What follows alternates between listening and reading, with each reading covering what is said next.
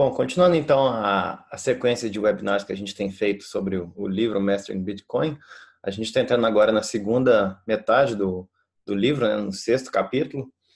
E, bom, esse ano a gente termina, vão faltar mais uns capítulos aí. Mas esse aqui é um capítulo que ele é até relativamente pequeno. E a gente vai mudar um pouco. Dessa vez a gente vai acompanhar pelo livro. Eu fiz umas anotações no livro, no próprio livro em inglês. E a gente vai acompanhando, vendo se desse jeito é melhor, senão a gente volta para os slides da próxima vez, né? Eu estou com o livro aberto aqui e as anotações em amarelo, então a gente vai acompanhando aqui, vai comentando, né? E o Andrés começa esse capítulo falando da arquitetura da rede Bitcoin, né? Que ele fala que é estruturado numa rede peer-to-peer, né? Onde você tem diferentes... esses peers, ele é do inglês, assim... eu até perdi a tradução, assim. É um nó que é da mesma hierarquia do outro, né? Ele fala... Um peer é uma pessoa de mesma hierarquia, não é um nobre. É uma pessoa de mesma hierarquia social, digamos assim. A tradução, né? A ideia seria essa, não? Um igual. Uma pessoa que não é mais importante, não está numa hierarquia superior, é um igual. Uhum. Colega. Tipo um colega, né? Um colega um pro outro. Ele fala assim que são peers um pro outro, né? Todo mundo é igual, não tem hierarquia, não tem um serviço central, né? Não há hierarquia, né? E cada peer tanto provê e consome serviços, né? E ele comenta que as redes peer-to-peer são resilientes, são descentralizadas, né? E abertas. Ele fala que, assim, além do Bitcoin, a aplicação que teve mais sucesso de tecnologias peer-to-peer, né? Foi o Napster, mais ou menos ali para 2000, 2001, que era aquela aplicação para as pessoas trocarem músicas, né? E assim, o BitTorrent como a mais recente, que o pessoal vai baixar, por exemplo, um filme, uma série, ou diversos tipos de arquivos, né? Cada nó na rede tem a parte daquele arquivo e todo mundo é igual, todo mundo troca os arquivos e não tem nenhum ponto central, né?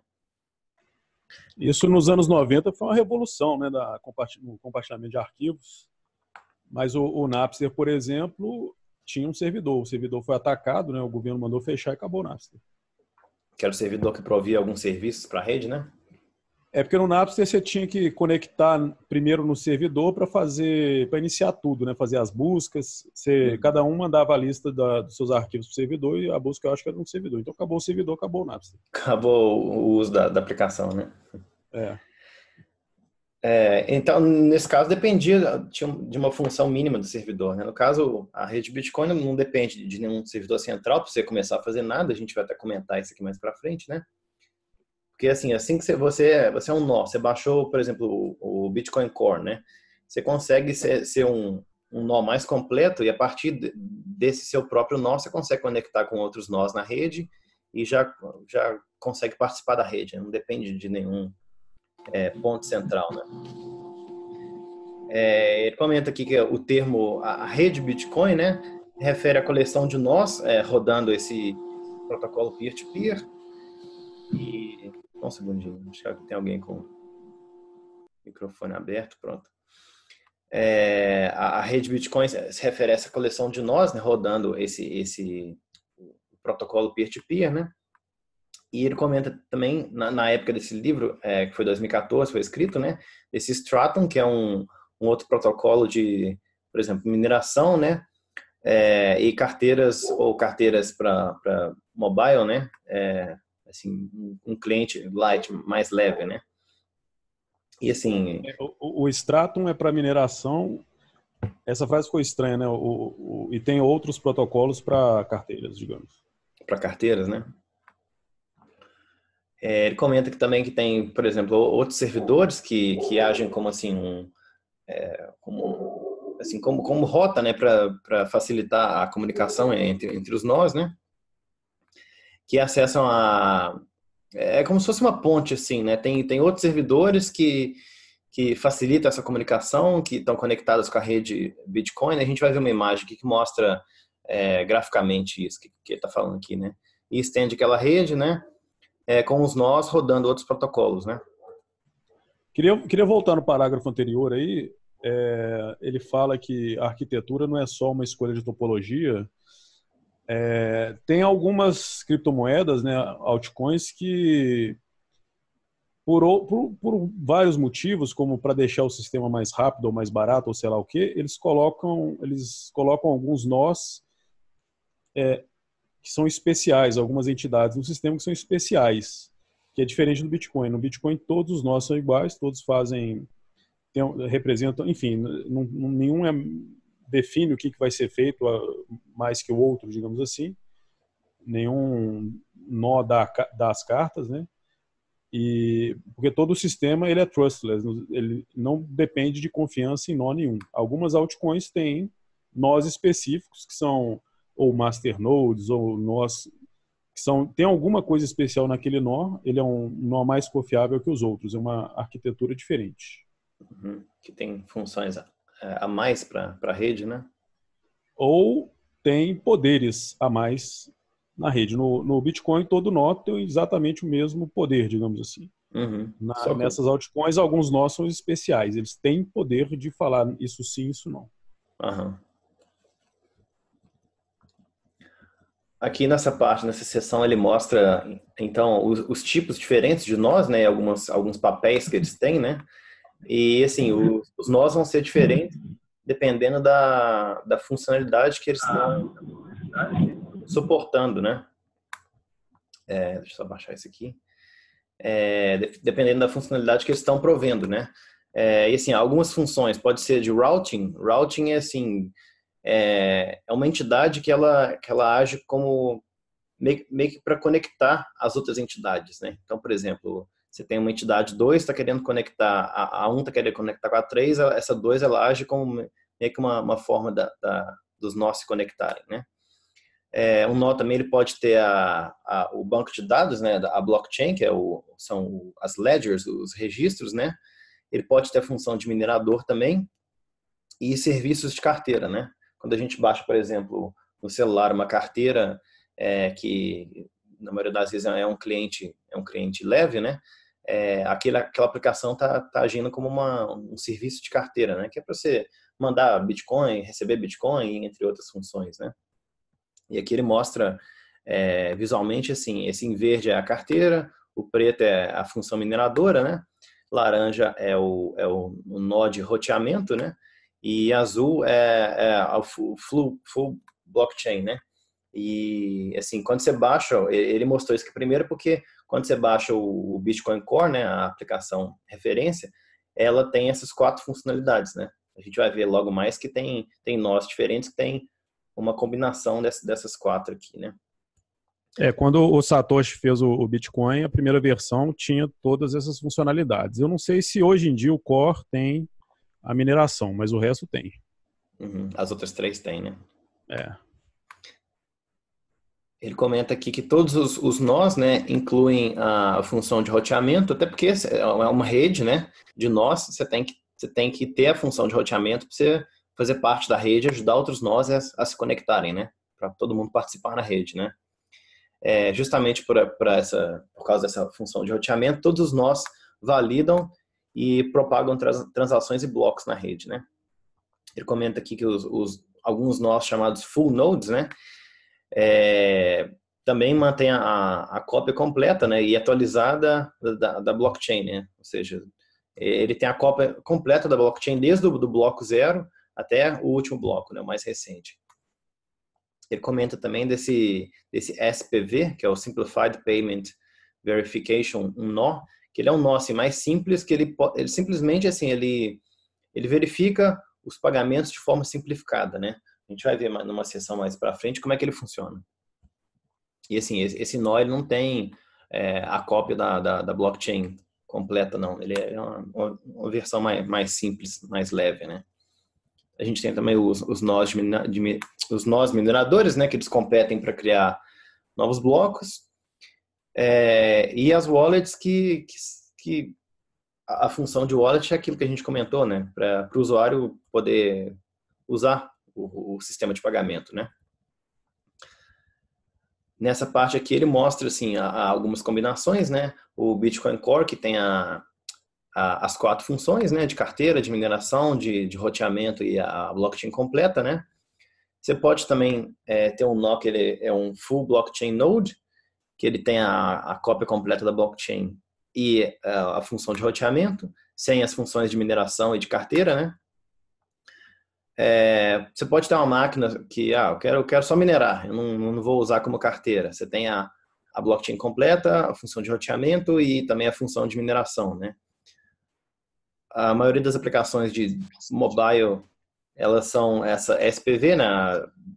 O sistema de pagamento, sistema de verificação simplificada de pagamento, né? Que você não precisa ter a blockchain completa, você não precisa minerar, você ajuda a função de roteamento na rede e você tem a função de carteira, né? Dando sequência aqui. Também tem esses servidores de protocolo de pool, né? Que são assim, roteadores que conectam a rede do Bitcoin, né, com outros protocolos, né? E aí dá um exemplo aqui, por exemplo, os nós de Stratum, né? Você tem uns nós de mineração, que, por exemplo, eles podem ter a função de mineração, que estão conectadas com esses servidores. E, por fim, deixa eu ver aqui que ele... essa versão leve aqui da Stratum Wallet, né? Então, assim, ele mostrou algumas combinações dessas 4 funções que a gente tem. Ele comenta aqui nessa seção, assim, a rede Bitcoin estendida, né? Eu vou até mostrar uma coisa interessante aqui. Tem um site que ele mostra todos os nós que estão fazendo parte da rede, né? Ele fala assim, ele comenta aqui que uma porcentagem pequena, né, dos nós são nós de mineração, né? E que, assim, por exemplo, várias companhias elas interagem com a rede, né?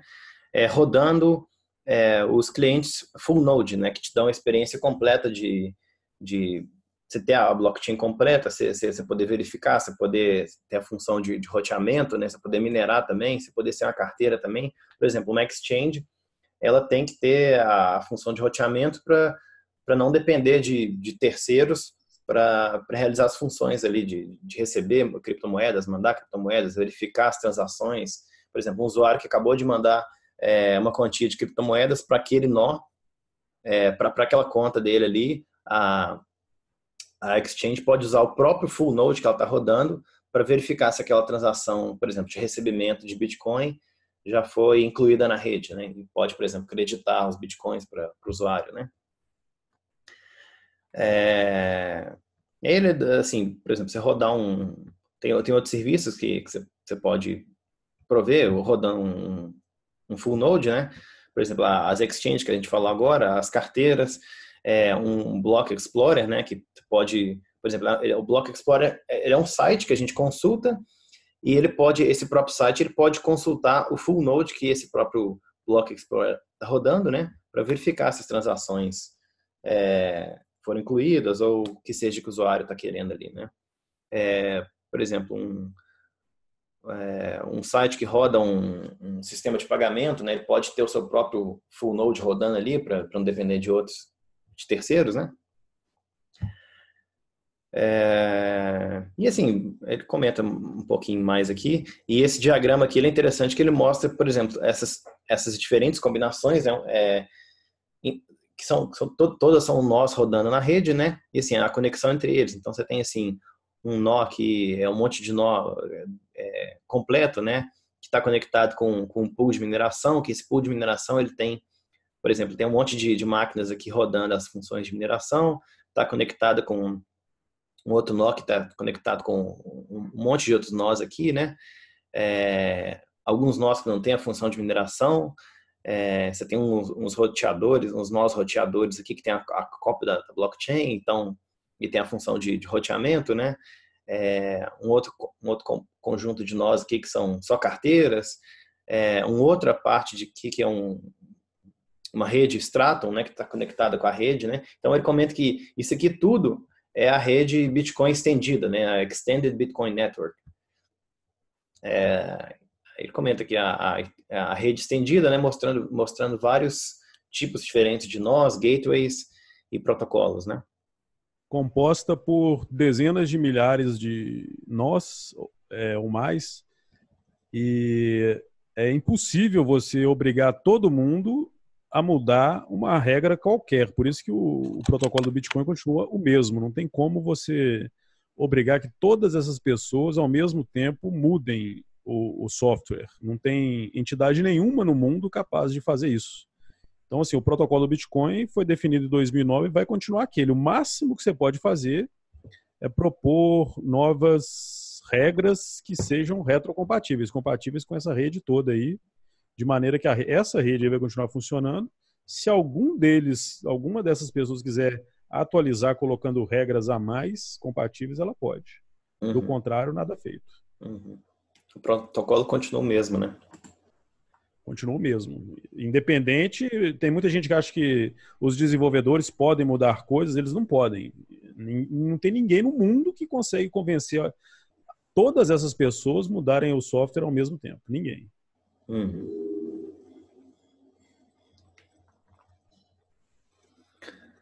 Essa seção aqui ele fala assim, como que um nó, por exemplo, você acabou de baixar o Bitcoin Core ou outra implementação, né? Como é que você vai se conectar com a rede Bitcoin, né? Como é que é o processo de esse nó se tornar conhecido pela rede? Como é que a rede vai ficar conhecendo esse nó, né? Então, ele explica nessa seção, né, que a gente vai analisar agora. Ele fala o seguinte, quando um novo nó começa ele quer entrar para a rede, né? Ele fala o seguinte, ele tem que descobrir outros nós, né? Aí como é que ele vai fazer isso? Ele tem que descobrir ao menos um nó da rede, né, e se conectar com ele. E aí você vai se conectar com, assim, uma parte mais técnica, você vai se conectar com ele usando a conexão TCP, né, que é um tipo de conexão, assim, você garantir que a conexão seja mais segura, eu não, sei lá, não caia. Não vou entrar em muito detalhe, não, mas é um tipo de conexão. A gente tem dois principais, que é o UDP e TCP. Esse é um tipo de conexão que seria mais segura para esse nó se conectar com outros nós, né? Ele fala que normalmente nessa porta 8333, que é assim a porta mais conhecida, né? Uma das mais usadas, a gente vai... deixa até antes de entrar nessa sessão, eu esqueci de mostrar esse site aqui, que é o bitnodes.io, que ele mostra os nós da rede Bitcoin, né? Então a gente tem, por exemplo, atualmente quase 10 mil nós rodando, né? Ele tem assim o ranking de os países que mais tem nós rodando, né? Estados Unidos, Alemanha, esse NA deve ser, sei lá, o somatório de todos os outros. Depois vem a França, a Holanda,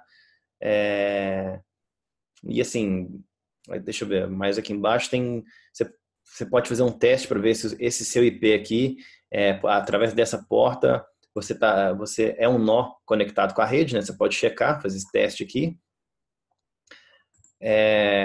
Assim, acho que todos os países que tem nós rodando aqui, então a gente tem quase 100 países aqui, praticamente 100 países que tem nós na rede, né?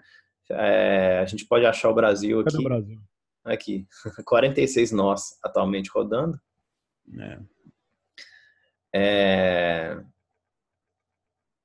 Aí ele mostra até um dado aqui, 7 mil nós no IPv4, 1.200 no IPv6, né? E tem mais um monte de outros dados aqui. E a gente pode ver, assim, já caiu um nó aqui já, né? Onde estão todos esses 45 nós no Brasil, né? Então, você consegue ver a cidade, né? Por exemplo, Brasília, São Paulo, Fortaleza, Blumenau, Santos, Curitiba, Campinas, Porto Alegre, assim, todos os 46 nós, né? Tem alguns dados aqui que a gente vai até comentar aqui. Essa aqui é a versão do nó, do cliente que ele está rodando, né? E essa aqui é a subversão. Isso mais para frente no capítulo ele vai mostrar, ele vai comentar disso aqui, né? E esse height aqui deixa eu até ver aqui. Onde o que já baixou da blockchain. Até onde que ele baixou, né? O mapa Tinha aqui estava sincronizando lá, pelo visto. Que estava lá para trás, né? Live, deixa eu ver, sendo live map. Eu acho que é nesse live map aqui, isso. Aqui tem um mapa mais aberto aqui, maior. E eu acho que essa parte que está trazendo aqui é assim, tentando atualizar com todos nós, né? E aqui o bloco mais alto, né? Ou seja, o bloco atual que a rede está em consenso, ou seja, é o bloco 623.674, né? E, enfim, é interessante ver os nós conectados na rede, né? Aqui ele mostra a versão, né? Acho que a Satoshi, a subversão 0.19 é a mais recente. Até deixei aberto aqui no Bitcoin Core, a versão mais recente, né? Até onde a gente está gravando isso aqui. E interessante ver esse mapa aqui. Então, nesse site bitnodes.io a gente pode ver a rede Bitcoin, né? Bom, voltando. Depois é interessante cada um entrar nesse site, explorar um pouquinho, ver uns dados aí. É interessante ver essa rede ao vivo, assim. Voltando aqui, então, a gente está falando de assim, como que um nó que acabou de entrar na rede, como é que ele vai descobrir a rede, como é que a rede vai descobrir ele, né? Como é que ele vai participar da rede, né? Então, assim, quando o nó acaba de entrar na rede, ele tem que descobrir outros nós, né? E tem que, primeiramente, se conectar a um nó, né? Então, assim, a partir dessa conexão que a rede inteira vai descobrir aquele novo nó ali, e eles vão começar a espalhar que tem um nó novo na rede, e esse novo nó, tipo assim, se ele não tiver a cópia da blockchain, né, se ele for um nó full blockchain node, né, ele vai querer baixar aquela cópia da blockchain. Então, como é que isso funciona, né? Então, como a gente comentou que ele estabelece uma conexão TCP com algum nó, né, através dessa porta aqui, ou pode ser outra porta também, dá para configurar, né? E esse nó, ele vai fazer um tal de handshake, né? Ou seja, um aperto de mão com aquele outro nó. Por exemplo, um nó vai chegar para o outro e falar, ó, eu tô aqui, o outro nó vai reconhecer e vai, tipo, vai dar um ok, né? Tipo assim, é como se for o nó A manda para o nó B uma mensagem, o nó B recebe a mensagem e manda de volta que recebeu. Então, o nó A vai receber a mensagem de volta do nó B e vai ter certeza que ele foi reconhecido, né? Então, o nó vai fazer esse handshake, transmitindo uma mensagem version, né? Que vai conter algumas informações, vai ter a versão do protocolo, né? E agora a gente comentou essa 70.002 aqui na rede. Vamos ver. Acho que era aqui. Aqui dá para ver a versão, né? Então essa 70.000 e alguma coisa é a versão. Esse Satoshi aqui, no caso, é o cliente Bitcoin Core, né? Eu acho que todos do Brasil estão rodando esse Bitcoin Core. Nenhum outro está rodando uma outra implementação em outra linguagem. Todo mundo do Brasil rodando a Bitcoin Core. Tem Belo Horizonte aí? Vamos ver. Não. É o nó seu que você tinha? Não, eu acho que estou com um aberto aqui, ele não deve ter conectado nele.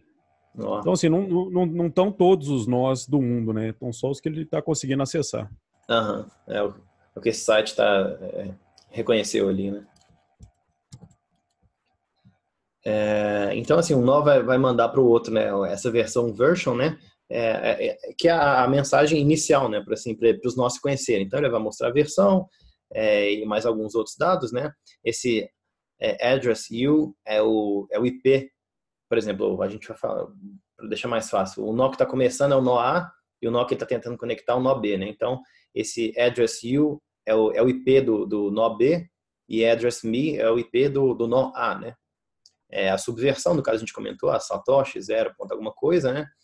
E esse best height aqui é o último bloco que esse nó reconhece. Então, por exemplo, se o nó é zerado, ele só reconhece o bloco 0, que é o bloco Gênesis, né? Ele vai, então, o outro nó vai responder com a mensagem VERAC, né, que é Acknowledge Version, e também pode opcionalmente mandar uma mensagem mostrando a versão dele, né? Então, assim, visualmente, como é que é? O nó A manda a mensagem version, o nó B responde, né? Esse VERAC, assim, eu recebi essa mensagem version sua.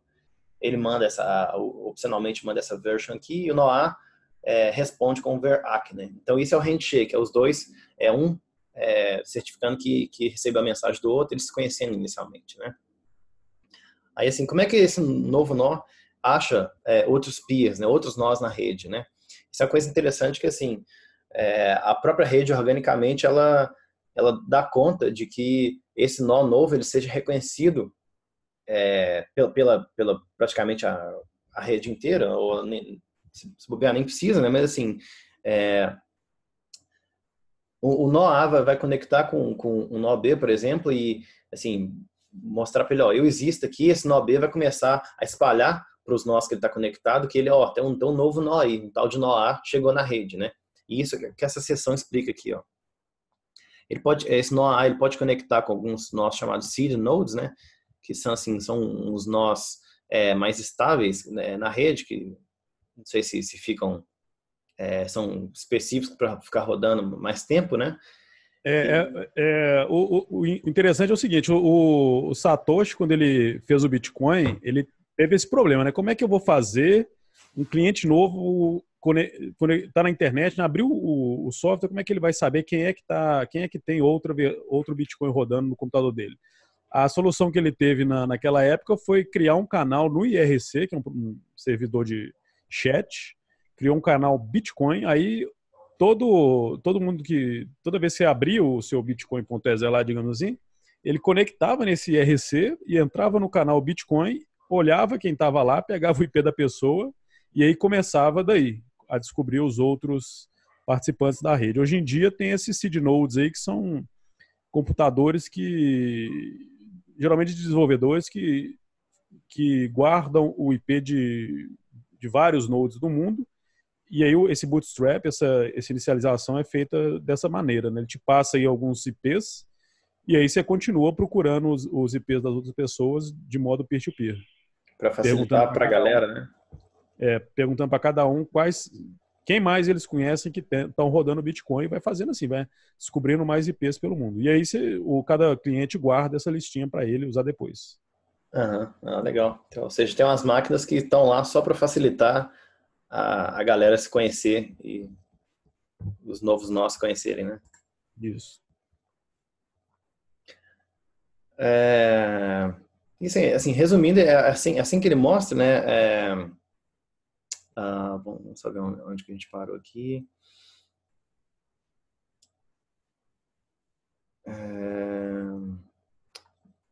Tem uma próxima imagem que mostra como é que isso é feito, né? Ou seja, esse nó A ele vai mandar para o nó B, ó, esse aqui é meu endereço, né? Meu IP, para o nó B reconhecer o IP desse novo nó, né? E ele vai mandar uma mensagem, ó, get address. Assim, ou seja, me dê alguns endereços IP que você tem no seu banco de dados, que você conhece, né? Para eu me conectar a esses novos nós, né? Então, assim, é uma forma simples de conhecer os nós que esse nó B está conectado, né? E só voltando aqui, ou seja, ele vai mandar para os nós vizinhos, né? Essa mensagem address, mostrando o próprio IP, né? Para esse nó B reconhecer. E esse get address, o nó B vai responder assim, essa galera que eu conheço, se conecta com elas aí. Aí, essa parte que ele comentou que é o seguinte, alguns nós, por exemplo, eles podem ficar offline, né? Então, ele comenta o seguinte, que um nó, ele deve se conectar a outros peers diferentes, né? Para estabelecer caminhos diferentes, né? Porque é o seguinte, alguns nós, eles podem cair, os nós, eles podem entrar e sair da rede, né? Então, eventualmente, um nó tem que se conectar com novos nós para estar sempre atualizado da rede ali, né?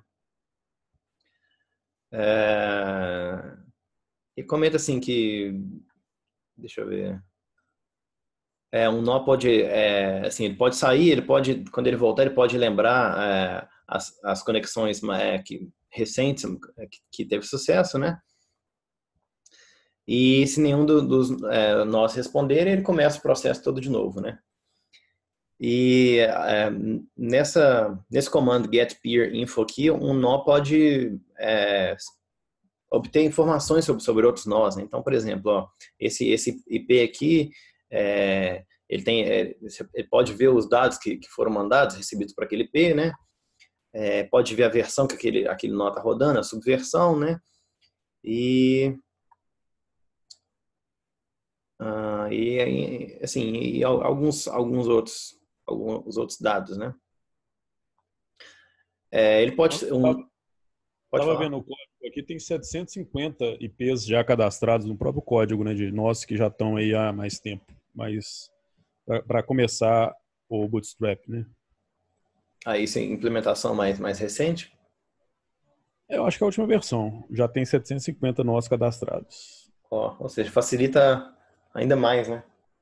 Se você não confia nesses nós, você pode pegar qualquer outro nó da rede, conectar nele e depois continua de lá. Legal. E assim, ele comenta que o nó pode também especificar IPs para se conectar, né? No caso, o exemplo que o Narcélio deu aí do um nó pegar os IPs específicos lá do IRC que o Satoshi fez, né? Você pode conectar somente aos nós que você selecionou ali, né? E assim, se não tem tráfego numa conexão, assim, de 90 em 90 minutos, ele, no intervalo de 90 minutos, uma hora e meia, ele pode assumir para ter desconectado com o nó, né? E aí ele vai solicitar um novo peer, né? Ou seja, a rede está sempre, o tempo todo ela está verificando por novas conexões para todos os nós estarem conectados o tempo todo, né? Nessa parte aqui de full nodes, ele comenta o seguinte, que é aquilo que a gente já falou, né? Que o full node ele é um nó que ele mantém a cópia da blockchain completa, né? Com todas as transações, a cópia atualizada, né? De toda a blockchain do Bitcoin. E nesse full node você pode verificar independentemente, né? Você não vai depender de ninguém, de nenhuma outra parte, né? Você pode verificar desde o primeiro bloco até o último bloco conhecido, né? Assim, mais do que a gente já falou, né? Você pode verificar sem depender de ninguém, né? E assim, o Full Blockchain Node, ele se conecta com a rede para receber atualizações de novos blocos, né? Para verificar e incorporar esses novos blocos na sua cópia local, né? E aquilo que a gente comentou, assim, rodando um nó completo, né? Ele te dá a experiência do Bitcoin completa, né? Você pode verificar independentemente de todas as transações, né? Sem depender de outros sistemas. Ele comenta assim que é fácil você verificar se está rodando um full node, porque vai te requerer muito espaço em disco, né? Mais de assim, 20 GB, e vai te demorar um tempo considerável para sincronizar com a rede, né? Ele comenta que na época, em 2014, de 2 a 3 dias, né? Porque você não vai só baixar dado. Baixar dado você baixa rápido, assim. Só que você tem que verificar bloco por bloco, transação por transação e validar que todas aquelas transações estão corretas, né? Ele comenta aqui também que há implementações alternativas, né? Mas a Bitcoin Core, também conhecida como o cliente Satoshi, né? Satoshi Client, assim, mais de 90% dos nós estão rodando. A gente viu que no Brasil todo mundo está rodando esse Bitcoin Core, né? Pessoal, eu vou pedir só uma pausa para vocês de 1 minuto, que eu tenho que buscar o carregador aqui, senão vai acabar caindo esse negócio. Só um segundinho.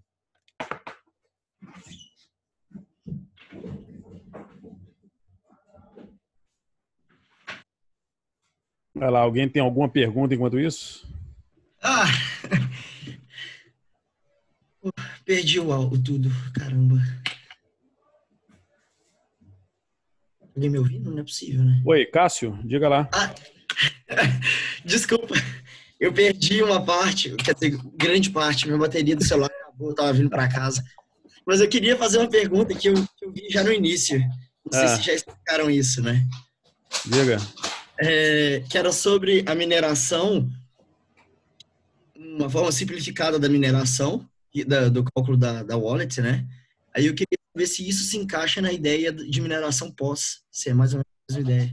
Mineração... Ah, não. A Proof of Stake? É isso. Não. Não tem nada de Proof of Stake no Bitcoin, não.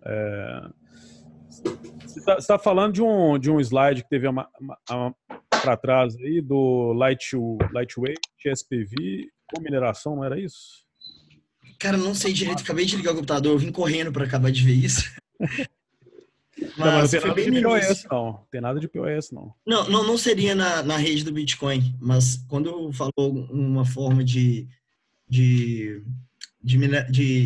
cálculo da wallet simplificado, eu imaginei que seria algo relacionado com mineração pós. Pelo que eu tinha lido, não sei se é correto isso, que pós, a função da pós é acelerar o cálculo dentro da carteira. Não, a Proof of Stake é um tipo de mineração diferente. Tem algumas moedas que tem só POS, outras têm híbrida de prova de trabalho e POS, mas Sim. são coisas diferentes. A POS é a ideia de que quem decide... A prova de trabalho, né, que a blockchain do Bitcoin usa, quem Sim. define quais transações estão corretas ou não, digamos assim, quem define a ordem das transações é a prova de trabalho. Se você teve o trabalho lá de calcular, de descobrir o nonce do hash lá, conseguiu fechar um bloco, você define quais transações vão entrar, qual a ordem delas e tal. Na POS, quem define é quem tem mais moeda. Os mais ricos, digamos assim, definem essa ordem das transações.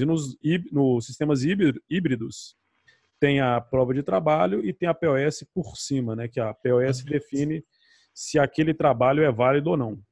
Sim, isso não vai entrar no caso da Mastering Bitcoin aqui, então depois eu tiro dúvida sobre isso paralelamente com vocês, para não atrapalhar a explicação também. Tranquilo. Mas obrigado, valeu. E desculpa o atraso. Pessoal, foi mal. Eu subi aqui, esqueci o carregador, mas estamos de volta aqui. Vamos continuar. Essa parte aqui, ele comenta, então, como é que ocorre essa troca de dados, né? Por exemplo, um nó, ele precisa baixar os blocos, né, as transações, como é que ocorre essa troca de dados entre o nó que precisa baixar esses dados, né, e os outros nós, os outros peers, né, que tem esses dados e vai mandar para ele, né?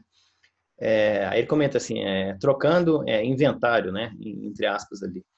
Ele fala o seguinte: a primeira coisa que um full node, né, que vai ter a cópia completa da blockchain, né, ele precisa fazer tentar construir a blockchain completa, né? Se é um nó tipo zerado assim, ele só conhece um bloco, né, que é definido com um protocolo assim que ele baixou o cliente, ele baixou, já vem com o bloco zero, né, blocos gênesis, né?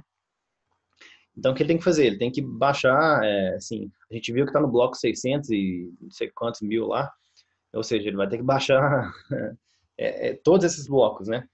E o processo de sincronizar, né, com a blockchain começa com aquela mensagem version, né, que a gente viu no início ali, que contém aquele campo best height, né, que é o bloco mais atual que aquele nó conhece, né? Então, por exemplo, se tem um nó sincronizado com a rede, ele vai conhecer o último bloco, né? Ele vai, assim que ele receber essa mensagem versão aqui, ele vai retornar, ó, eu conheço esse bloco aqui, é o último que eu conheço, né? E o nó que vai receber fala, pô, eu conheço só o zero, então ele vai saber que o outro nó tem a cópia, tem a blockchain mais atualizada que ele vai ter que baixar esses blocos, né? Aí assim, eles vão comparar, resumindo essa parte toda aqui, eles vão comparar, né? Um vai mandar a version para o outro e eles vão falar, então, você tem um bloco 650 mil, eu tenho só o 172, você conhece a blockchain melhor que eu, me manda a cópia dos seus blocos, né? E aí ele comenta assim que, através dessa mensagem get blocks aqui, um nó vai pedir, ó, me dá os blocos aí, né? E o outro bloco ele vai, assim, acho que para simplificar essa informação inicial, ele vai mandar só o hash, né, que é a assinatura do bloco mais recente, né? E aí ele vai verificar, ó, então o hash do bloco que você tem é maior do que o meu, então o seu está mais atualizado que o meu, né? E aí, assim, ele comenta que eles vão começar a transmitir os dados a partir dessa função, dessa mensagem inv, né, de inventory, e o nó que precisa daqueles blocos vai começar a baixar do outro, né?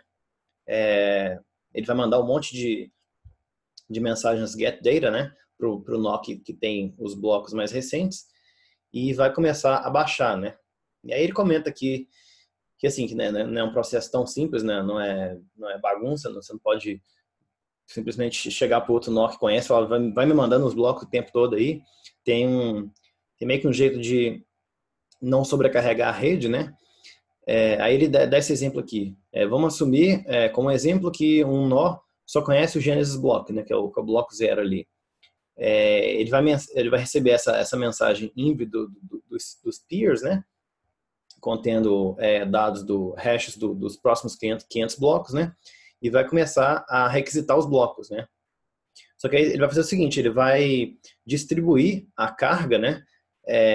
Para outros peers, por exemplo. Ele não vai conectar o nó A, que está fazendo a requisição, ele não vai depender somente do nó B, né? Ele vai começar a distribuir essa carga com outros nós, né? E para não sobrecarregar a rede, para não sobrecarregar aquela conexão, né? E não sobrecarregar aquela máquina também, para não a máquina não ficar sobrecarregada, para poder continuar exercendo as funções dela, né? E tem ele vai checar que não excede um limite, né? Esse limite está definido nesse campo max blocks in transit per peer, né? Assim, ou seja, o número máximo de blocos que está em trânsito que um peer está mandando para outro, né? É só para não sobrecarregar a rede, né? E o seguinte, se ele necessitar de um monte de blocos, ele vai requisitar de outros peers, né? Que é justamente para não ocorrer essa sobrecarga da rede, né? É isso que ele resume, né? nessa seção aqui.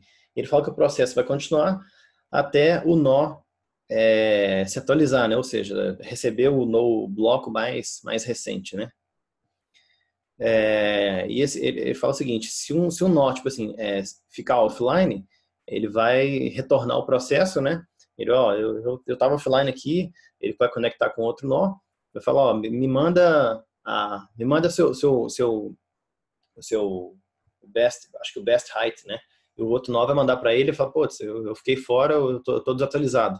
Ele vai mandar um get blocks, né? E o outro nó vai responder com essa mensagem inv aqui, e ele vai começar a baixar os blocos, né? Aí só para mostrar aqui, né, visualmente, os dois vão mandar essa get blocks aqui um pro outro, só para verificar quem que está mais atualizado, né? Por exemplo, esse nó B está mais atualizado. Ele vai mandar essa mensagem inv, né, para o nó A. Esse nó A vai mandar então a get data, e o nó B vai começar a mandar os blocos para o bloco A, né? O bloco A vai baixando e vai escrevendo na blockchain local dele ali. Nessa seção aqui ele comenta desse SPV Nodes, né? Os nós de verificação simplificada de pagamento, né? Que é o seguinte, que eles assim, são os clientes mais leves, né? Os lightweight clients, que eles rodam em dispositivos que você não tem. Por exemplo, não é uma máquina que tem, sei lá, 1 tera de espaço. Sei lá, é um celular, é um outro tipo de dispositivo que você baixa a aplicação mais para ser, sei lá, uma carteira. Então, você tem que ter aquela função que a gente comentou mais tarde ali. Você tem que ter a função de roteamento, né, para você fazer parte da rede, e ter a função de carteira, que é justamente para você usar, sei lá, no seu celular, as funções de pagamento do sistema Bitcoin, né? Então, assim, vai operar sem armazenar a blockchain completa, né? Assim, para alguns casos aqui, que a gente vai comentar aqui, você vai ter que conectar com outros nós e para verificar se, por exemplo, um pagamento se pode ser feito, se não é um pagamento de gasto duplo, por exemplo, né? Então, ele vai, em vez de baixar a blockchain completa, ele vai baixar só os cabeçalhos dos blocos, né? Que é tipo o resumo de tudo que tem naquele bloco ali, né? Por exemplo, cada bloco ele tem transações, tem um monte de transação naquele bloco. O cabeçalho do bloco ele tem meio que um resumão de tudo que tem naquele bloco ali. Aí o Andrés comenta aqui que se baixar só os cabeçalhos do bloco é 1000 vezes menor o espaço que você consome em comparação com um full node, né? Que o full node ele vai ter a cópia completa, né? Isso, a blockchain hoje em dia deve estar lá nos 250, 300 gigabytes, mas os celulares, por exemplo, que são SPV, tem as carteiras SPV, fica aí uns 200 mega, coisa assim.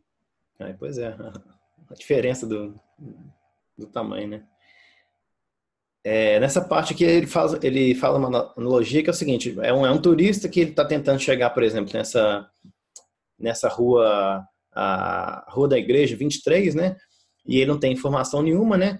E, por exemplo, esse não tem informação nenhuma, como que chega lá? Ele é um nó SPV, né? E o outro turista é um full node, que o full node tem um mapa, né? Como que você chega lá. Então, é uma analogia simplesinha, mas é assim, o SPV vai perguntar para o full node, você que tem um mapa aí, me fala como é que eu chego naquela rua 23 da igreja lá. É uma analogia simples ali, mas que ele deu para mostrar como é que é a diferença entre o full node, que tem os dados completos, e o SPV, que vai receber só, por exemplo, o cabeçalho dos blocos, né? Então, por exemplo, esse nó SPV, ele quer informação de uma transação específica, né? Por exemplo, você tem uns bitcoins que você recebeu, e você quer ver, por exemplo, se aqueles bitcoins que você recebeu, eles não constituem gasto duplo, ou seja, você pode gastar aqueles bitcoins ali. Então, assim, aqueles que você recebeu, eles vão referenciar uma outra transação, igual a gente já viu no episódio passado aí, acho que no episódio 4, se não me engano.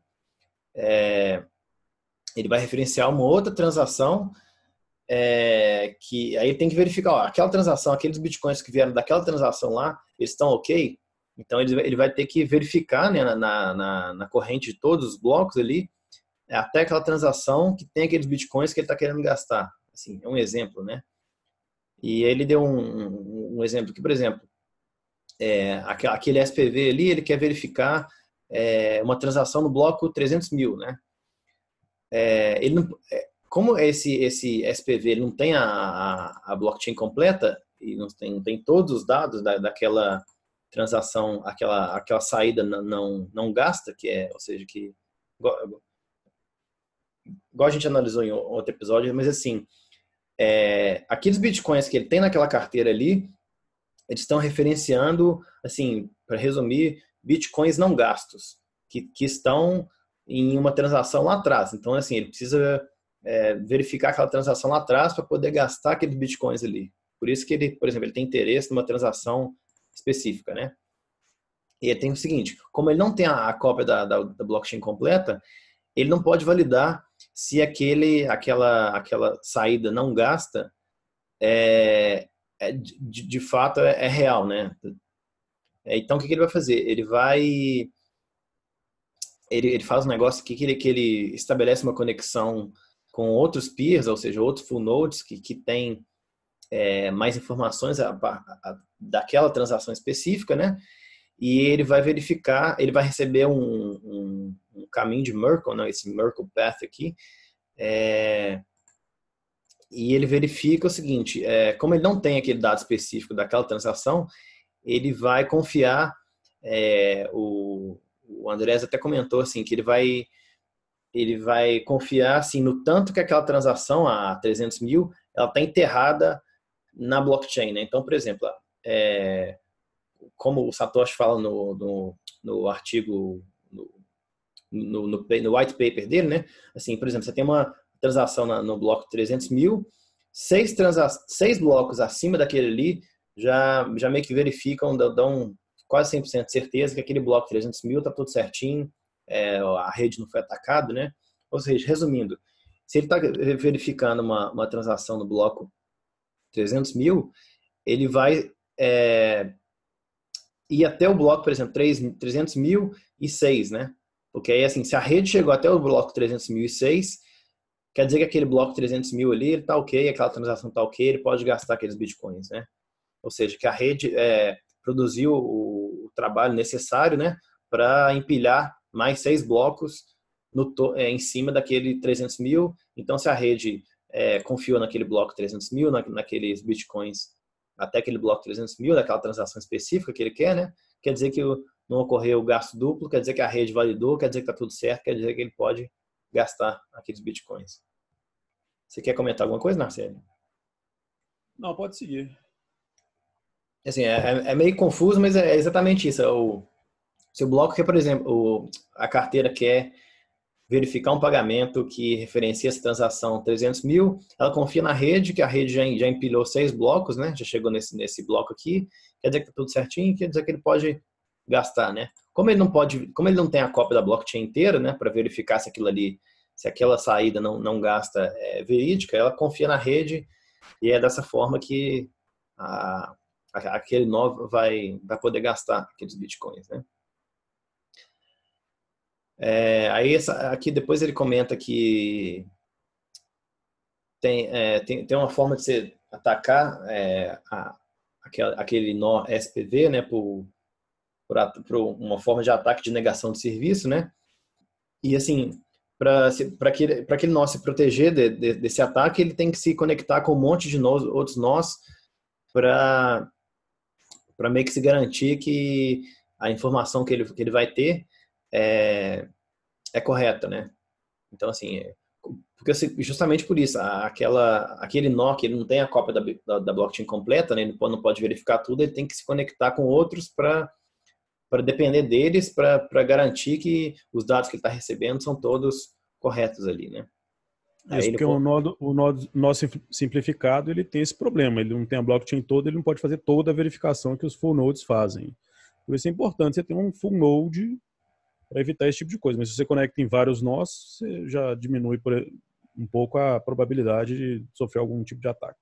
De mentirem para você, né? Isso. É justamente isso que o Andrés fala, né? Assim, nada ganha, nada é melhor do que você rodar um full node, né? Porque você vai depender de ninguém, você vai ter a cópia inteira completa ali, você pode validar e verificar tudo, né? E assim, aí ele fala que... Só fazer uma parte aqui, isso é mais importante para quem está recebendo, né? Se você está pagando, você não está preocupado em tomar cano de ninguém. Você está pagando, a carteira vai funcionar. Por isso que... Então, assim, a pessoa que vai receber, ela é mais interessada em ter um full node para ter certeza que vai evitar esse tipo de ataque. A pessoa que está pagando não tem problema nenhum. Vai usar, não faz diferença. Pode ter um SPV.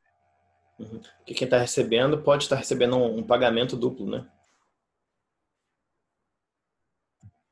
Isso. Aí ele só comenta aqui que para a mensagem que ele dá, ele manda um get headers, né? E ele vai começar a receber os cabeçalhos dos blocos, né? E vamos ver se ele... isso aí ele mostrou visualmente aqui, né? Você manda um get headers, o full node vai te mandar os cabeçalhos daqueles blocos, né? E aí o processo continua até você ter todos os blocos lá que referenciam aquela transação que você quer, né? Aí tem uma parte mais técnica, mais complicada aqui, que é o seguinte, vamos tentar resumir, que a gente já está com 1 hora ali o pessoal mandou no chat alguma coisa aí. O Cássio fez uma pergunta, a gente responde agora? Pode ser. Bom, o Cássio perguntou se a rede chegar no... Você estava citando o caso aí do bloco 300 mil e das confirmações. Se chegar em 300.003 e ser reprovado, o que aconteceria? O caso é o seguinte, se fez a transação no bloco 300 mil, aí vão surgindo blocos. Eu acho que a gente vai falar mais para frente, ou não sei se já pulou dos blocos órfãos, mas enfim, se for um bloco lá para frente for reprovado, não tem problema, a transação foi feita antes dele, ela continua lá no bloco 300 mil. E aí a rede vai continuar esperando outros blocos. Mas isso aí é no caso do SPV, na hora que está recebendo, para ver se tem alguma garantia ou não de que aquele... Só aquelas confirmações das carteiras, né? A carteira usa esse tipo de critério, não sei, chama confirmação, quantos blocos estão acima daquela transação para, sei lá, falar que está seguro. Na verdade, isso é meio impreciso porque a gente já falou aqui, eu já falei isso aqui, depende mais de tempo do que qualquer outra coisa. Se você vai transferir R$10, você não precisa esperar tempo nenhum, porque é muito improvável que alguém vai ter trabalho para te roubar uma quantia tão baixa. Agora, se você está transferindo 1 bilhão em bitcoins, é melhor você até esperar um dia para ter certeza de que ninguém vai voltar a rede toda, desfazer vários blocos para te dar um golpe, né? Uhum. Mas a gente vai falar... Eu acho que esse Bloom Filters aí dá para resumir que é só um tipo de algoritmo para evitar ficar perguntando muita coisa para os nós, né? É um algoritmo de computação, quem quiser conhecer mais a fundo. Você vai falar dos Bloom Filters? É um negócio meio complicado. Pois é, ia demorar mais de 10 minutos para explicar aqui. Não, é complicado. É só um filtro mesmo que não tem, acho que não tem falso positivo. Em vez de você pedir pro nó todas as informações dele para você depois procurar o que você precisa, você só pede um conjunto lá e você se vira com esse conjunto, digamos assim. É só um jeito de apressar a troca de informação. Uhum. A gente vai colocar no vídeo, no YouTube, esse PDF anotado. Mas, assim, resumindo, é o seguinte. Esse nó SPV, esse filtro é justamente para proteger a privacidade de requisições que esse nó SPV está fazendo para um full node. Por exemplo, vamos falar que esse SPV está requisitando para um full node uma transação específica ou alguns endereços do usuário. Por exemplo, o Joãozinho tem a carteira dele lá, é um nó SPV, ele está requisitando para um full node, né, algumas transações, e aquela aplicação no celular dele ele tem alguns endereços, né? Tem a questão da privacidade daquela aplicação da carteira do Joãozinho, porque é o seguinte, se tiver uma pessoa tentando escutar essas requisições da carteira do Joãozinho para um full node, ela pode, essa pessoa, esse middleman, esse homem no meio aí, ele pode verificar, então aquela carteira do cara ali está requisitando aquele tanto de informação, então todos aqueles endereços Bitcoin na rede devem ser daquele cara específico, né? Então, para evitar isso, para diminuir e proteger um pouco a privacidade dessa carteira, tem esses chamados Bloom Filters aqui, que são os filtros que meio que mascaram para proteger um pouco a privacidade daquele nó SPV, né? Para não deixar alguém verificar, então aquele tanto de endereço de que aquela carteira SPV está requisitando deve ser daquele cara, né? Para não usar o padrão e revelar exatamente quais endereços são daquele usuário, né? Então é meio que um filtro assim, por exemplo, o cara está verificando, por exemplo, vamos falar que todos os endereços da carteira do usuário lá da carteira SPV são, por exemplo, o endereço completo da rua da igreja 23 ali, né? Aquela carteira SPV pode aplicar um filtro requisitando a um full node e falar, em vez de você me dar todos esses endereços aqui, todos os endereços da minha carteira que correspondem, por exemplo, a esse dado completo aqui, me dá só os endereços que terminam com RCH. Aí, por exemplo, aquele full node vai receber aquele filtro lá e vai falar, então o cara está querendo só os que estão terminando com RCH, né? Ele vai mandar, o full node vai mandar para o SPV todos que estão terminando com RCH, né? Então meio que protege de alguma forma a privacidade daquela carteira SPV, né? Ou seja, se ele mandar só me dá todo esse endereço aqui, que no caso corresponde a 23 Church Street, né?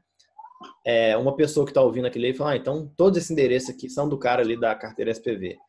Então é meio que um filtro assim para proteger a privacidade, né?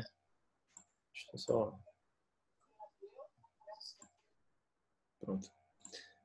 Então assim, vale a pena dar uma lida nessa parte aqui. Ele meio que aplica um algoritmo assim para filtrar algumas funções hash, né? Que, por exemplo, vamos dizer que isso aqui tudo são todos os endereços que a carteira SPV está requisitando, né? Aí, por exemplo, o filtro vai mostrar só uma parte daqueles endereços que está requisitando. Então, por exemplo, a gente tem 16 zeros aqui, você meio que mascar, não, em vez de mostrar tudo, vamos só mostrar uma partezinha pequena de todos os endereços que a carteira SPV está requisitando, né? Demora um tempinho para explicar isso aqui, acho que é mais fácil o pessoal baixar o PDF e olhar as anotações ali. que é melhor, senão a gente já perdeu um tempinho aqui explicando. Mas, assim, resumindo, é um filtro que a carteira SPV aplica ao requisitar alguns endereços que ela está querendo para um nó, para um full node, por exemplo, assim, só para esconder um pouquinho a privacidade. E o full node vai receber aquele filtro e vai mandar para a carteira SPV, de forma meio escondida assim, para não ficar muito aberto para a rede, né? E assim, com a função de proteger a privacidade, né? Aqui ele explica que como que esse Bloom Filter ele é aplicado justamente para proteger a privacidade, né? Demoraria um tempinho para a gente explicar isso, mas o PDF está bem anotado aí, acho que vale a pena, né? Basicamente é isso. Se você fica perguntando para o nó coisas a respeito de um determinado endereço, aquele nó vai supor que aquele endereço é seu. É muito comum o pessoal que usa Bitcoin, depois que faz uma transação, abre um Block Explorer e coloca lá o endereço ou a Transaction ID para fazer verificações diversas e tal. Você fazendo isso, o Block Explorer pode associar aquele IP ao seu aquele endereço, né? Então, assim, aquele Block Explorer sabe seu saldo, digamos assim. Uhum. De toda forma, assim, uma coisa boa que a gente tem com o Bitcoin, né, esse sistema de pagamento, é você ter a anonimidade, né? A anonimato das transações, você não depender de ninguém verificando e enfiando na nariz do seu dinheiro, né? Então, assim, quanto mais privacidade for protegida, melhor, né? Deixa eu ver, tem mais acho que 2 sessões aqui para a gente terminar, né? Tem essa parte de transaction pools aqui, que são assim as piscinas de transações, né? Todas as transações não confirmadas, né? Elas vão para esse transaction pool que ainda vão ser inseridas na blockchain, né? Ou seja, transações que não são conhecidas pela rede, né? E ainda não incluídas na blockchain da galera, né? Deixa eu ver o que a gente pode falar aqui. As transações, assim, como esse capítulo é sobre a rede Bitcoin, né, assim, essa sessão comenta o seguinte, como que essas transações são espalhadas pela rede, né, até elas serem inseridas na blockchain para o minerador, né? Aí ele comenta aqui, assim que as transações são recebidas e verificadas, né, elas são adicionadas nessa transaction pool, né, e são passadas para frente, né, para os nós vizinhos, para propagar para a rede, né? Ou seja, vamos falar que o nó A acabou de fazer um pagamento para outro usuário de Bitcoin, né? E essa transação ele tem que, igual a gente viu no último capítulo, na última edição, né? Você acabou de construir aquela transação, você está realizando um pagamento na rede, né? Você é um nó, você tem que fazer o broadcast, você tem que mandar essa transação para a rede, né? Então, você tem que propagar essa transação. Então, o nó A manda para o nó B vai receber aquela transação, vai verificar se ela é válida, né? E se for válida, o nó B vai mandar para o nó C, para o nó D, para o nó E e assim em diante, né? Isso que essa seção está comentando aqui. Ele comenta aqui o seguinte também, que algumas implementações também mantêm uma pool separada de transações órfãs, né? Transações órfãs são o seguinte, é a transação que os dados nela dependem de uma transação pai, só que a transação pai, ela ainda não foi incluída. É mais ou menos isso. É mais ou menos isso, Marcelo. Ela não foi conhecida? Eu entendi que ela não foi conhecida. Uhum. Porque a transação pode ser válida, mas ela depende de outra transação. E se essa outra transação, sei lá, não chegou no seu nó por algum motivo, você tem que esperar, né, para considerar aquele negócio válido. O Cássio tinha perguntado aí do bloco, eu achei que o bloco órfão, né? Eu não sei se a gente já chegou a falar dos blocos órfãos. A questão é que alguns blocos eles podem ser gerados em paralelo, né? O bloco 300.003, por exemplo, ele pode ser gerado por 2 mineradores diferentes e podem ser blocos completamente diferentes. E aí, se eventualmente o bloco 300.004 quando ele for gerado, né, ele que vai escolher qual daqueles outros blocos que tinham sido gerados anteriormente é o válido. Aí o outro bloco fica órfão. Uhum. Mas eu acho que é diferente desse conceito de transação órfã aí na transaction pool, na reserva de transações, digamos assim. Uhum. Porque no caso, os dados da transação dependem da transação órfã, né? Dependem da transação pai, né? E a pai não foi incluída ainda, né? Eu já vi gente com esse problema. Eu não lembro. Acho que o sujeito estava esperando receber uma transação, mas ela foi feita a partir de transações que estavam meio largadas no pool de um nó, que era, por coincidência, um Block Explorer. Então, tinha transação só naquele Block Explorer, que meio que ficou desconhecida da rede e, eventualmente, ia ser perdida. Aí o cara desesperado, eu preciso receber, peraí, eu peguei as transações lá, aí eu dei o broadcast nelas no meu nó. Não sei o que tinha acontecido na época, elas meio que ficaram presas lá naquele Block Explorer, lá naquele nó. Aí eu espalhei, aí o resto deu certo. Boa. É coisa simples, é questão de Ctrl+C, Ctrl+V. Uhum. Parece nó, mas eu só copiei a transação e deu um broadcast, acabou. Uhum. Rede peer-to-peer tem esses problemas, né? Pode dar um split, assim, sei lá por que motivo, uma rede fica meio desconectada. Uhum. Só ver a última coisa que ele está comentando aqui.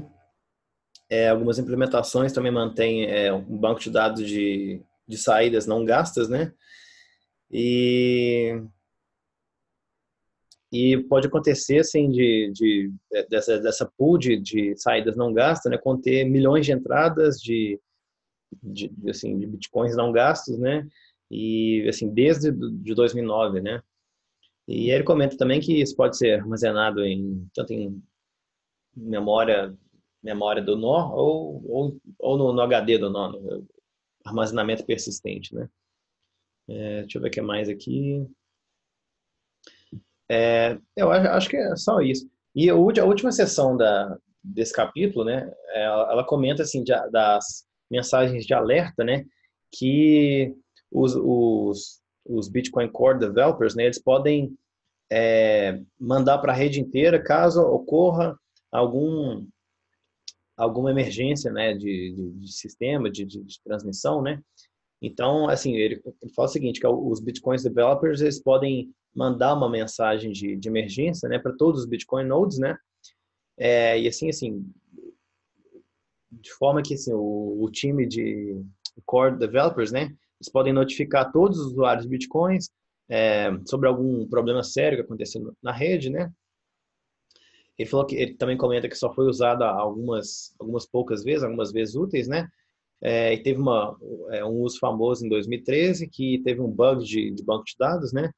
Que causou um fork multibloco, né?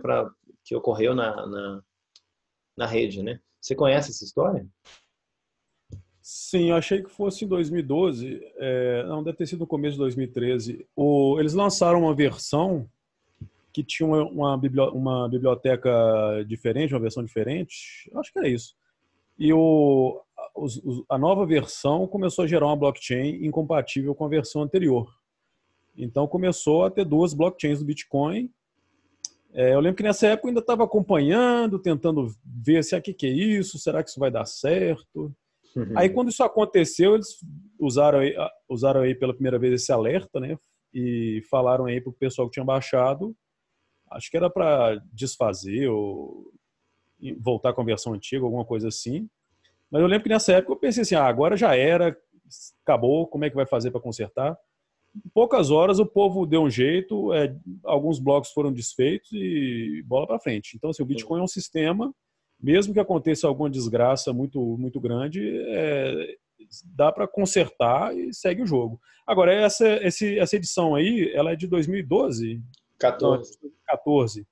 Porque esse esquema de mensagem de alerta aí, eu acho que já foi removido do código.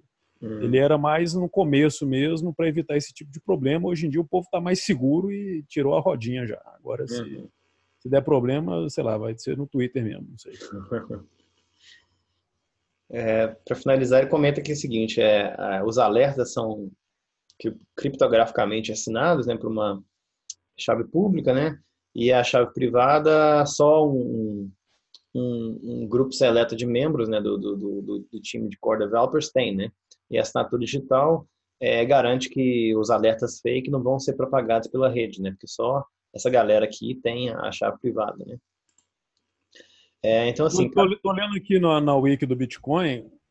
Em 2010 teve aquele bug importante, né? De que alguém gerou aí, sei lá, quantos bilhões de Bitcoins num bloco. Aí o Satoshi achou interessante implementar esse tipo de alerta, ele implementou em 2010, mas aqui no Wiki está falando que em 2012 realmente foi que aconteceu esse problema do fork que eu falei, e aí foi usado só essa vez. E em 2016 eles desabilitaram porque parece que alguém tinha conseguido essa senha. Oh. Essa chave aí de fazer esses alertas aí. Aí invalidou o negócio, né? Aí... Ó. Então já está desatualizado isso aqui então, né? Bom, na última sessão do capítulo a gente conseguiu acho que 1h10 mais ou menos aqui. Um capítulo relativamente pequeno, mas é interessante ver essa parte dessa rede peer-to-peer, né? Como é que os blocos são passados de nó para nó, né? Como é que os nós se conectam, né? Ver os tipos diferentes de nós também. O pessoal até interagiu, comentou aí no meio aí. Vocês têm alguma pergunta para fazer agora? Pode mandar no chat também.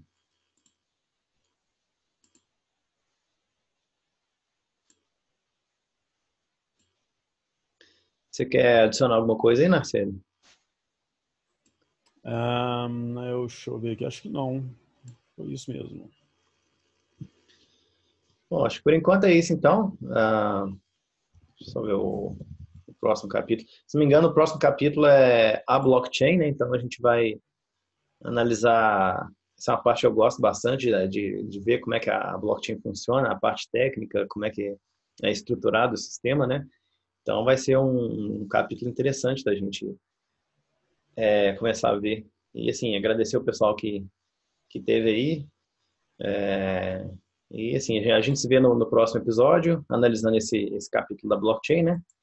E assim, todos os vídeos estão no YouTube, tem uma playlist com todos os episódios, né? No final, daqui a uns meses a gente vai ter todo o livro analisado, né? E os 10 episódios no YouTube aí. Bom para consultar, voltar, aprender um pouquinho, revisar. Canal Operation Blockchain. Isso.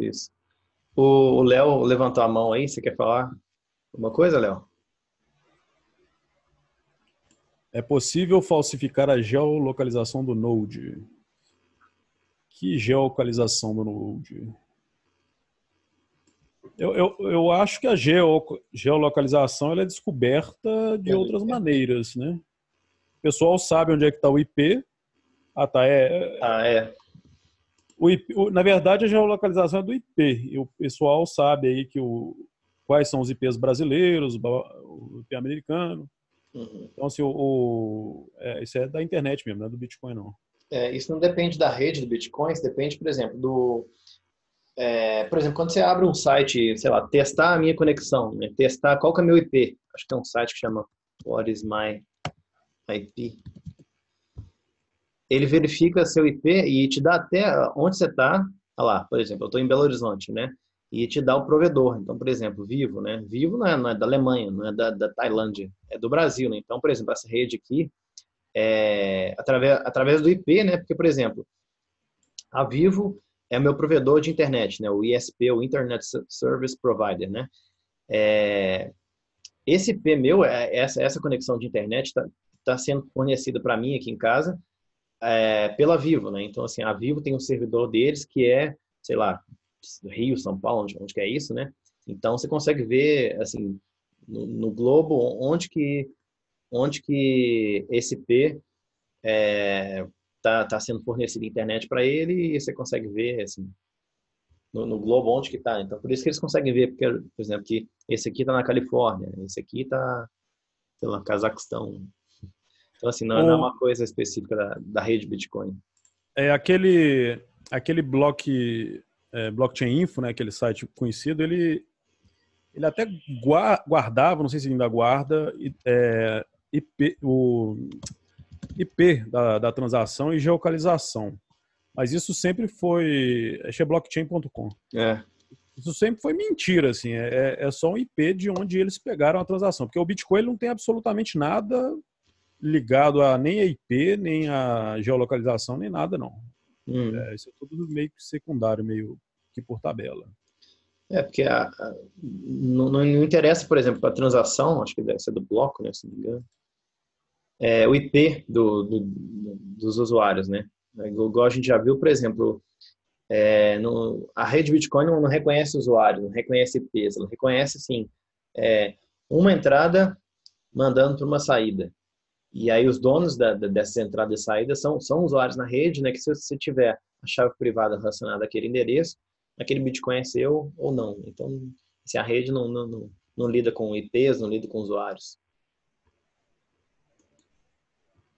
Mais alguma pergunta aí? Cássio perguntou quando é que vai ser a próxima. A gente estava fazendo de 2 em 2 semanas, mas a gente voltou, a gente está fazendo agora de mês em mês, que aí dá tempo de estudar o próximo capítulo com calma, fazer o evento, divulgar para a galera, mas acho que uma vez por mês tá tranquilo, né? Tá bom, mas o próximo capítulo também é pequeno, de repente a gente pode fazer daqui 2, 3 semanas. Daqui a 2 semanas. Qual que é o canal de vocês no YouTube? Deixa eu mostrar aqui. Eu acho que no site da Blockchain BH dá para blockchainbh.com, tem o link lá, mas no YouTube também dá para achar. Você digita aqui Operation Blockchain, esse com o símbolo do Bitcoinzinho aqui, ó, ele tem os vídeos lá, tem até a playlist, né? Aqui, ó, a gente tem playlist, tem todos os episódios, né? Desde o primeiro, né? E tem todos os vídeos, a gente tem outros vídeos, outros webinars e outros eventos aqui também, né?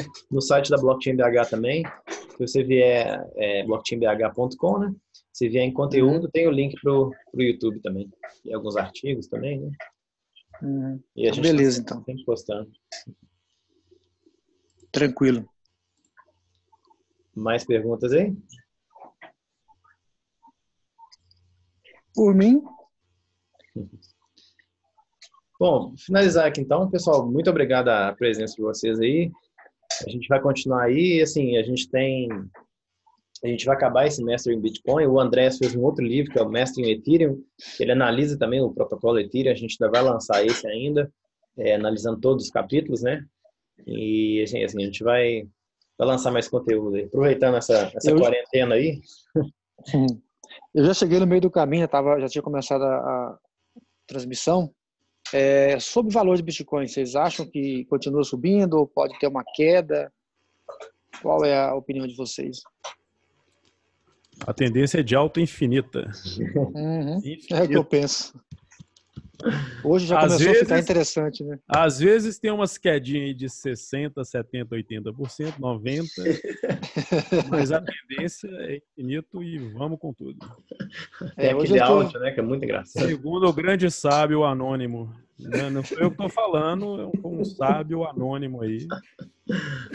Desenterrou, cara. Meu Deus. Mas a questão é o seguinte: preço é a coisa menos interessante do Bitcoin para mim.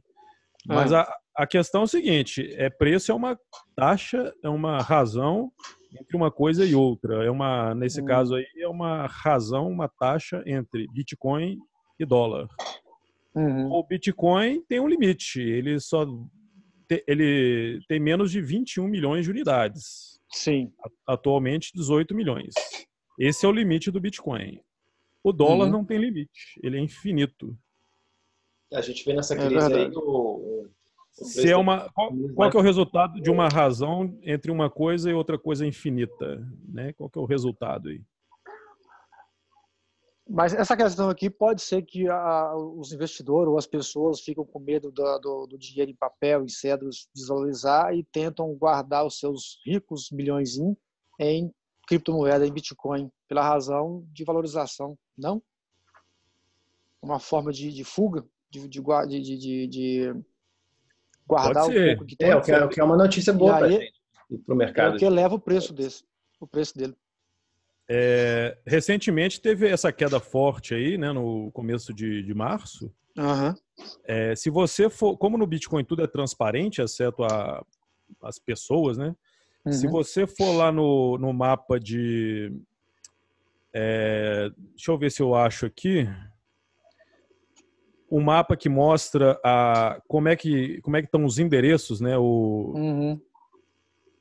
As moedas antigas, digamos assim, os holders, o pessoal que comprou moeda há mais de 6 meses, eu acho, 6 meses, 1 ano, nem mexeu nas moedas. Essa queda aí foram só pessoas, moedas mais recentes, de meses atrás, que foram vendidas. A maioria esmagadora dos possuidores de Bitcoin nem mexeram no saldo. Tudo guardadinho, tudo quieto. Tudo lá do mesmo jeito.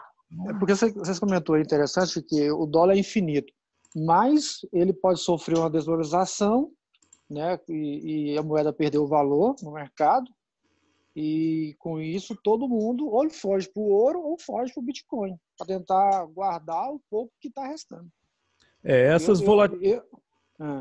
Essas variações aí de curto prazo aí já é uma coisa mais complicada. O Bitcoin, por ele ser um ativo que tem baixo volume negociado, ele é muito, muito volátil. Se entra um bilionário, o preço sobe forte. Se sai um bilionário, o preço cai forte. Despenca também, Despenca. Então, assim, isso é uma função do volume. O volume financeiro do Bitcoin é mais ou menos o volume financeiro aí de uma ação na Bovespa, e a volatilidade é semelhante, é muito volátil. Eu acredito que com essa crise aí mundial, eu acredito que os bilionários estão sim vindo para o Bitcoin.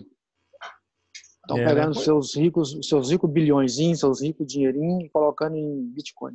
Pois é, os bancos já estão de olho já. Bitcoin. Está iniciando. Isso aí é só início. Essa semana aí já começou com o Bitcoin aí de alta de 9%. Imagina o que vai acontecer daqui para frente. Para comprar Bitcoin, normalmente as pessoas têm que fazer um depósito em moeda fiduciária lá nas exchanges, e elas geralmente, algumas produzem, principalmente as maiores, a Binance, tem que produzir o Tether. E o saldo do Tether também é público, né? Então, eu vi nos últimos dias aí também esse saldo aumentando. Né? Ou é gente querendo comprar, dinheiro entrando, ou é gente que vendeu, mas manteve pelo menos o saldo na corretora, querendo comprar em breve. Agora, Bitcoin é o seguinte, independente de ser bilionário querendo ou não tem para todo mundo, não. Quem ficar... Tem não. É por isso que eu desconfio que o preço vai subir, e muito. Eu estava vendo, acho que foi no final do ano passado, que já cogitava que o Bitcoin chegaria a $100 mil esse ano, 2020 para 2021. Olha aí o que está acontecendo. Crise global. O Bitcoin chegaria a $100 mil em 2020 para 2021. Tem um modelo de preço, chama Stock to Flow. É um modelo bem conhecido que ele meio que prevê isso, né? De acordo com a taxa entre a geração de novos bitcoins e os que já existem, se seguir essa relação aí que funciona para ouro e outros metais, então a tendência é de que daqui 1, 2 anos ou 3, sei lá, o preço chegue a $100 mil, se esse modelo estiver certo. Eu acredito que vai chegar. Tudo indica, o mercado, com esse vírus aí, tá tudo bagunçado, meu irmão. Virou de cabeça para baixo, e quem tem muito já não tá tendo quase nada, e quem não tinha nada tá zerado. Para o Bitcoin chegar a $100 mil, ele precisa valorizar, sei lá, quanto é que tá agora? 1000% mais ou menos.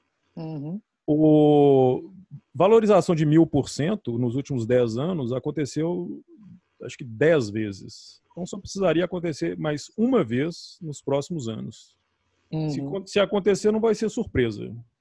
Já estamos esperando. Não vai ser surpresa. Não estou falando que vai acontecer. Se acontecer, é normal, digamos assim. Ô, Adei, você perguntou sobre, falando da crise, falando dos bancos, da liquidez também. Esse vídeo do canal Ancap Sul, eles lançaram esse vídeo dia 13 de março agora, porque o Bitcoin desabou. E ele faz uma análise assim, falando sobre a liquidez dos bancos e e essa impressão de dinheiro nos Estados Unidos, em outros países também. Então dá uma olhada depois nesse vídeo. Uhum. Tem uma análise interessante. Tá no canal do YouTube. Tá. Não, nesse canal aqui, ó, ancap.sul. Nesse canal? Uhum. Deixa eu pegar ele aqui. Aí dá uma olhada nele aí, que ele comenta essa questão de mercado toda e relaciona o preço não só do Bitcoin, mas das ações e de outros tipos de ativos também. Eu mandei no chat um link do mapa das moedas paradas nos endereços aí, das moedas antigas, o Unchained Capital Hodl Waves. Posso fazer uma pergunta? Manda. É porque quando teve aquele ataque na Binance, não sei se foi a primeira vez, e o CZ cogitou a questão de reorg blocks, vocês já chegaram a comentar sobre isso? Vai ser comentado no próximo capítulo? Porque... a gente falar. Não falou, não, mas eu tinha, né, um outro podcast com o pessoal, chama Proof of Talk. A gente tem um episódio falando só sobre isso, né? Explicando direitinho o que aconteceu. Acho que foi o primeiro episódio. A gente está meio parado porque o Thiago teve filho, aí a gente tem que, daqui a pouco... Eu lembro, acho que eu assisti 6 desses daí. Aí, ó, reorgs no Bitcoin são belos e morais. A gente explicou o problema e explicou lá quais são as questões envolvidas. No caso, assim, possível você pagar o custo para os mineradores, você pode fazer eles reminerarem vários blocos, né? Mas isso é difícil de acontecer. Ô, Daniel, volta lá no Hodl Waves que eu tinha falado. Olha só, essa queda recente aí, ó, as moedas mais antigas aí, ó, nas cores mais azuladas, elas nem mexeram. Então, assim, os holders continuaram aí com as mesmas moedas. Só quem tinha aí dinheiro aí nos últimos meses é que mexeu com as moedas. O resto tá tudo paradinho lá. Tudo paradinho. Ninguém ligou para essa queda. E olha a tendência primária, a tendência de longo prazo, de alta. Tem umas quedinhas aí que nem o Profeta falou no meio do caminho, mas a tendência primária é de alta. Uma coisa que eu tenho ouvido bastante sobre pessoas quando vêm criticar o Bitcoin. Eu comprei o Bitcoin por 50 mil, agora ele está 25, eu estou perdendo dinheiro, vou vender. Aí você perde, você comprou por 50, vendendo por 25, o problema é seu. Entendeu? A quantidade de Bitcoin permanece a mesma. Eu só achar também compro na hora. Agora, se o cara conseguiu acertar, olha só, o cara conseguiu acertar desse tempo todo, são 10 anos de história. Você pega esse gráfico, são 10 anos de história. O cara conseguiu, ele ficou ignorando aí de 2010, 2012, 14, 16, ignorou esses anos todos para chegar só naquele pior momento possível da história, o momento onde o preço estava batendo o recorde, e falar, é agora que eu vou botar minha grana. Parabéns, beleza. Darwin agradece. É igual quem comprou ações da Bolsa um mês atrás. 100 mil, negócio batendo recorde histórico. 100 mil pontos no Ibovespa. 100 mil pontos. É agora. Agora. Então, parabéns. Hoje está arrebentado. Pois compra mais hoje, que aí faz uma média das compras. Pronto. Eu estava vendo aqui que a tendência é despencar mais ainda. Compra hoje, compra mais um pouquinho. O mercado precisa de gente assim, pagando a festa. Sim, velho. Aí o pessoal ainda reclama de pirâmide. Mas eles mesmos são as barras das pirâmides. Vai comprar ação hoje manter os milionários lá em cima. Compre na alta e venda na baixa. É o que eu faço. Tem gente que critica demais o Bitcoin. Que o Bitcoin deu prejuízo, o Bitcoin quebrou meu amigo. Mas quebrou por quê? Aí tinha quanto Bitcoin? Ele tinha 2. Aí comprou 50 mil e vendeu a 25 cada um. Falei, mas peraí, mas ele vendeu os mesmos 2, ué. Entendeu? Então, vendeu por quê? O que ele vendeu queria? Por quê? Sabe por que o preço baixou? Tudo que baixa tem que subir um dia. Primeiro a pessoa comprou por que motivo? Antes de mais nada, né? A primeira pergunta é por que comprou? Essa é a primeira pergunta. O zóio é maior do que a barriga, né? A ambição. Aí já começou errado. Primeiro você tem que começar entendendo do que se trata, para que serve, quais são os propósitos. O brasileiro ele é muito, muito malandro. Ele só pensa em ganhar, nunca pensa em perder. E quando perde uma mixaria, critica tudo e nada presta. Mas é porque só pensa em ter lucro, só em ter lucro. Em vez de procurar a informação, não. Quer, esse Bitcoin está em 25 mil, vai chegar a 30 mil amanhã, vou comprar agora. Aí compra, cai para 20. Aí já não presta mais o Bitcoin. Já que comprou, devia estudar um pouquinho Bitcoin, né? Aí, uai, no mínimo, né?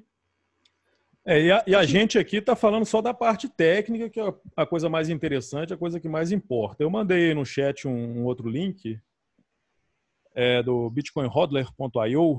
É um site que o Miguel Medeiros fez.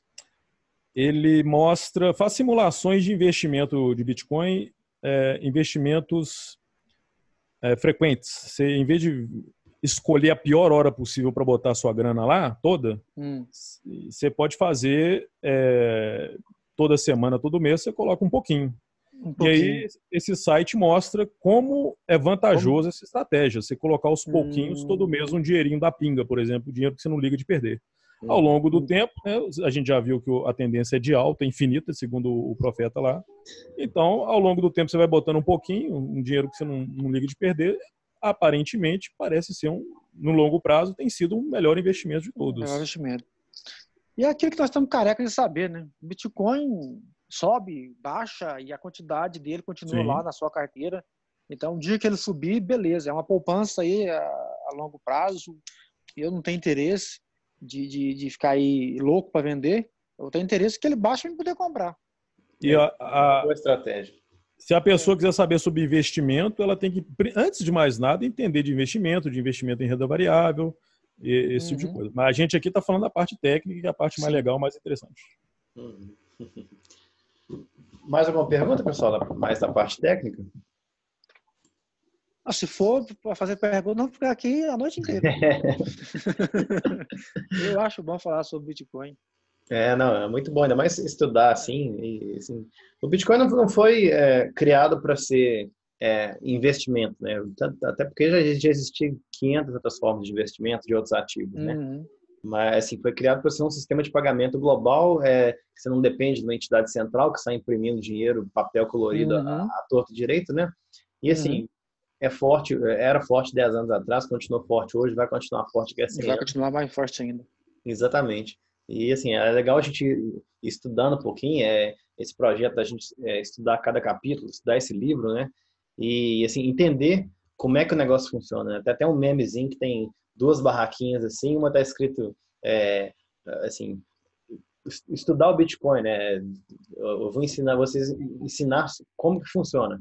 E a outra barraquinha, tipo, não tinha ninguém na fila, né? E na outra barraquinha tem assim, invista em Bitcoin. Aí tem tipo a galera lá na fila. Como ficar rico com Bitcoin. Como ficar rico com Bitcoin, a galera na fila. Então... É o caso de hoje. Os caras que compram e depois perde porque baixou. Aí tá perdendo dinheiro.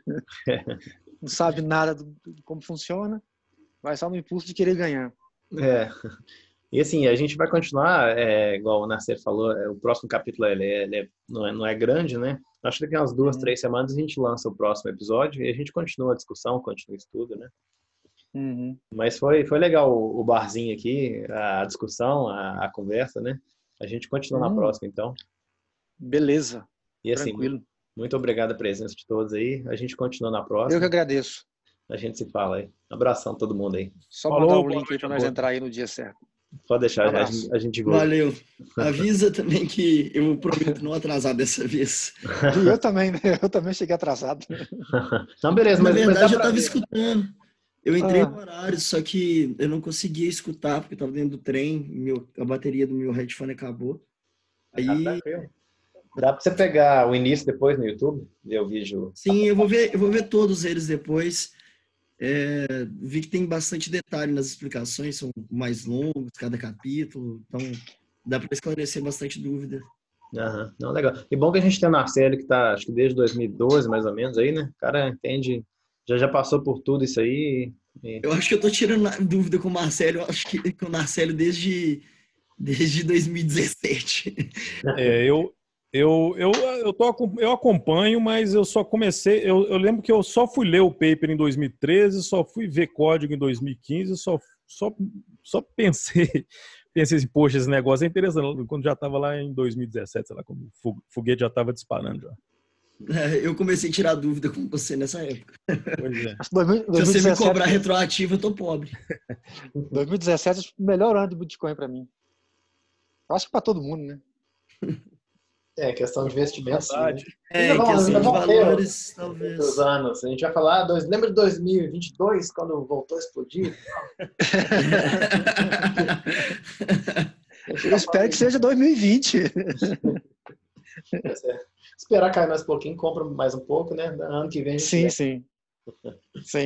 Pessoal, então boa noite e bom descanso para todos. Obrigado. A gente se fala. Fica na paz, todo mundo. Um abração. Obrigado.